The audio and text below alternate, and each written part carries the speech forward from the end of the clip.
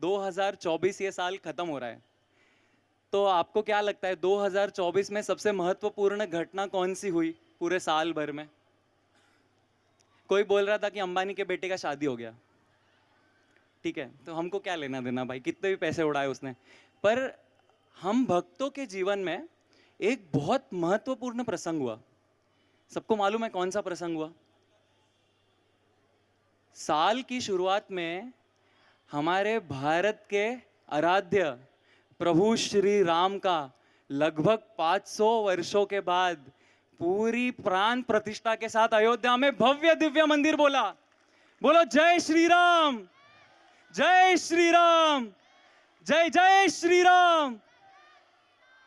तो हमने वो मंदिर बनते ही डिसाइड कर लिया था कि अब मंदिर तो बन गया, अब हम उसी पे ड्रामा करेंगे, जय श्री राम। तो प्रभु श्री राम जो है वो सबके मन में बसे हुए, सबके हृदय में बसे हुए। ठीक है, पर आपको कितने लोगों को जीवन में प्रभु को पाना है? कितने लोगों को प्रभु श्री राम को पाना है? हाथ उठाइए।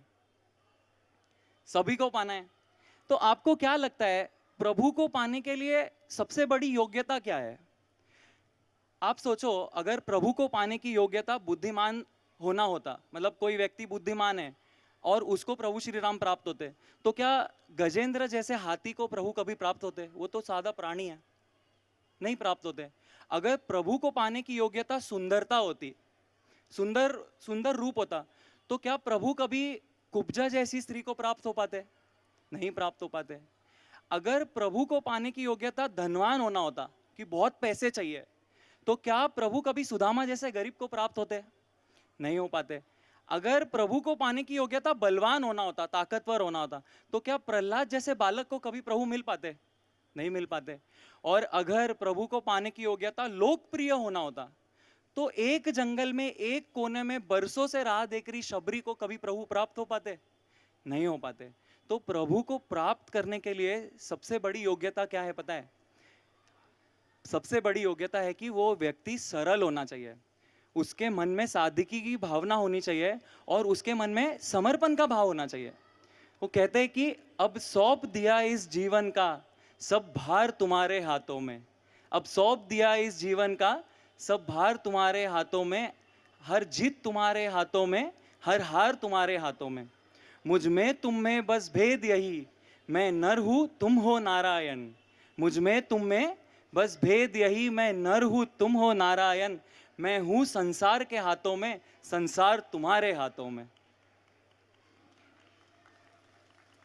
तो तो जिसके मन में ये भाव आ जाता है ना कि प्रभु ही सब कुछ है, और सरलता से वो प्रभु को प्राप्त करने की कोशिश करते हैं, वो प्रभु को समर्पित हो जाते हैं, प्रभु उनको प्राप्त होते हैं।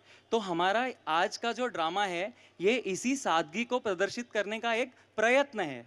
तो हमारे ड्रामा का नाम है आज एकादशी है। क्या है आज? जोर से बोलिए, आज। तो आइए जोरदार तालियों से स्वागत करते हैं हमारे IYS वर्ली की टीम का, जो आपके सामने प्रस्तुत करने जा रहे हैं ड्रामा आज एकादशी है।